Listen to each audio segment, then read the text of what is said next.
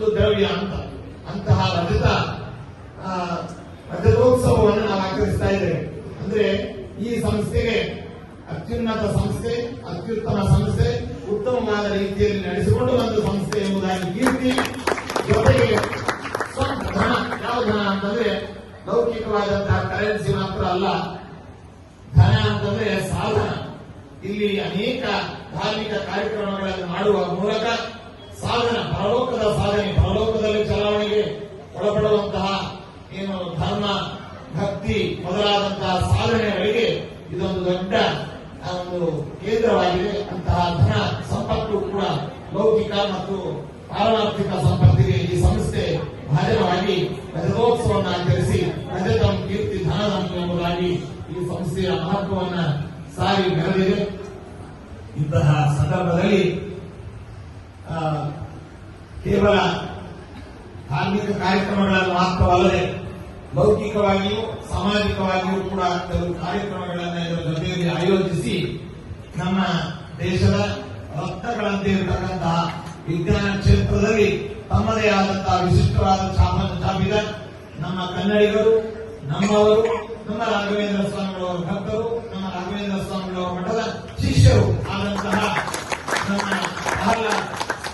ಪ್ರಹ್ಲಾದರು ಇವತ್ತು ಏನು ನಮ್ಮ ದೇಶ ಅತ್ಯಂತ ಸಂಕಷ್ಟದಲ್ಲಿ ಸಿಕ್ಕಿ ಧರ್ಮದ ಹೆಸರಿನಲ್ಲಿ ನಮ್ಮ ಭಾರತೀಯರನ್ನ, ನಮ್ಮ ಹಿಂದೂ ಸಮಾಜದ ಜನಗಳನ್ನ ಬರ್ಬರ ಹತ್ಯೆಗೆ ಒಳಪಡಿಸಿ ತನ್ಮೂಲಕವಾಗಿ ದೇಶದಲ್ಲಿ ಅಶಾಂತಿ, ಕಲ್ಲೋಲವತೆಯನ್ನ ಮೂಡಿಸಿರ್ತಕ್ಕಂತಹ ಧರ್ಮ ದ್ವೇಷಗಳ ಸೆದಬಡಿಯುವಂತಹ ಒಂದು ಸನ್ನಿವೇಶದಲ್ಲಿ ನಮ್ಮ ದೇಶ ಉಳಿದ್ರೆ ನಂತರದಲ್ಲಿ ಬಾಕಿದೆಲ್ಲ.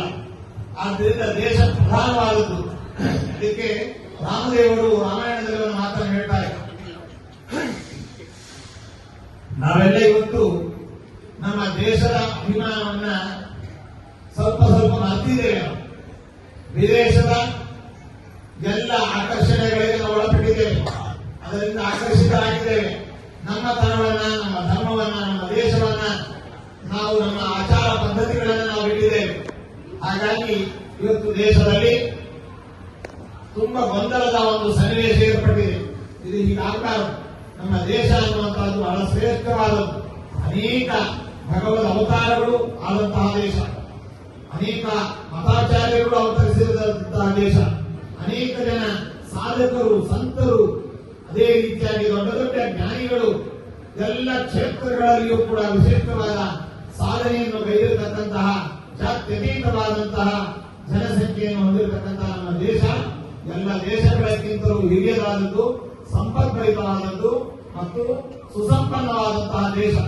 ಈ ದೇಶದ ರಕ್ಷಣೆ, ದೇಶದ ಅಭಿಮಾನ ಅನ್ನುವಂತಹದ್ದು ಯಾವುದೋ ವಿಜ್ಞಾನಿಗಳದೋ, ಯಾವುದೋ ಪ್ರಧಾನಮಂತ್ರಿಗಳದೋ, ಅಥವಾ ರಕ್ಷಣಾ ಮಂತ್ರಿಗಳದೋ, ಅಥವಾ ಯಾವುದೋ ಒಬ್ಬ ನಮ್ಮ ದೇಶದ ಗಡಿಯನ್ನು ಕಾಯ್ತಾ ಇರತಕ್ಕಂತಹ ಯೋಧರದ್ದು ಮಾತ್ರ ಅಲ್ಲ. ಇದು ಪ್ರತಿಯೊಬ್ಬರ ಕರ್ತವ್ಯವೂ ನಮ್ಮದಾಗಿದೆ.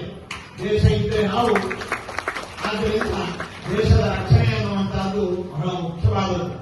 ಇಂದು ಇವತ್ತು ನಾವೇನು ಬ್ರಹ್ಮೋಸ್ ಮತ್ತು ಆಕಾಶ್ ಎನ್ನುವಂತಹ ಎರಡು ದೊಡ್ಡ ಮಹಾ ಅಸ್ತ್ರಗಳನ್ನ ಇವತ್ತು ಮಾಧ್ಯಮಗಳಲ್ಲಿ ಕಾಣ್ತಾ ಇದ್ದೇವೆ, ಕೇಳ್ತಾ ಇದ್ದೇವೆ. ಇದರ ರೂಪಕಲ್ಪನೆ ಅನ್ನುವಂತಹದ್ದು ನಡೆದದ್ದು ನಮ್ಮ ಕನ್ನಡಿಗರು, ನಿಮ್ಮ ಮುಂದೆ ನಿಂತಿರತಕ್ಕಂತಹ ನಮ್ಮವರೇ ಆದಂತಹ ನಮ್ಮ ಪ್ರಹ್ಲಾದವರು ಅವರು ದೊಡ್ಡ ಒಂದು ಟೀಮನ್ನ ಕಟ್ಟಿಕೊಂಡು ಬಹು ವರ್ಷಗಳ ಕಾಲ, ಸುಮಾರು 20 ವರ್ಷಗಳ ಕಾಲ ವಿಜ್ಞಾನ ಕ್ಷೇತ್ರದಲ್ಲಿ ತಮ್ಮ ಅಸದೃಶವಾದಂತಹ ಸೇವೆಯನ್ನು ಸಲ್ಲಿಸಿದ್ದಾರೆ. ಅದು ರಾತ್ರಿ ಹಗಲು ಅಲ್ಲದೆ ಆ ಕ್ಷೇತ್ರದಲ್ಲಿ ಎಲ್ಲ ರೀತಿಯಾದಂತಹ ಪ್ರಯೋಗಗಳನ್ನು ಮಾಡಿ ಆ ವಸ್ತುವನ್ನ, ಏನು ಆಯುಧಗಳನ್ನ ಯಾವ ರೀತಿ ತಯಾರಿಸಬೇಕು, ಅದಕ್ಕೆ ಮೂಲಭೂತವಾದಂತಹ ಸರಕೇನು, ಅದರಿಂದ ಉಪಯೋಗ ಏನು, ಅದರಿಂದ ದುಷ್ಪರಿಣಾಮವೇನು, ಅದನ್ನು ಯಾವ ರೀತಿ ತಯಾರಿಸಬೇಕು, ಹೇಗೆ ಭದ್ರಪಡಿಸಬೇಕು, ಯಾವ ಸಂದರ್ಭದಲ್ಲಿ ಉಪಯೋಗಿಸಿದರೆ ಅದು ಅತ್ಯುಪಯುಕ್ತವಾಗ್ತದೆ, ಎಲ್ಲ ವಿಚಾರಗಳನ್ನು, ಇದು ದೇಶ ಭದ್ರತೆಯ ವಿಚಾರ. ಹೆಚ್ಚಿನ ವಿಷಯವನ್ನು ನಾವು ಸಭಾಮುಖವಾಗಿ ಮಾತನಾಡಬಾರದು. ಆದರೂ ಕೂಡ ಅಂತಹ ವಿಶಿಷ್ಟವಾದ ಸಾಧನೆಯನ್ನು ಗೈದಿರತಕ್ಕಂತಹ ಮಹಾನ್ ವ್ಯಕ್ತಿತ್ವ ನಮ್ಮ ಡಾಕ್ಟರ್ ಪ್ರಹ್ಲಾದ್ ಅವರು. ನಾವೆಲ್ಲ ಇಡೀ ನಮ್ಮ ದೇಶದವರು ಅಂತ ನಾವು ಹೇಳೋದ್ರ ಜೊತೆಯಲ್ಲಿ ನಮ್ಮ ಕನ್ನಡಿಗರದು ಅಂತ ನಾವು ಹೇಳಿಕೊಳ್ಳಿಕ್ಕೆ ನಮಗೆ ಅತ್ಯಂತ ಹೆಮ್ಮೆ ಆಗ್ತದೆ.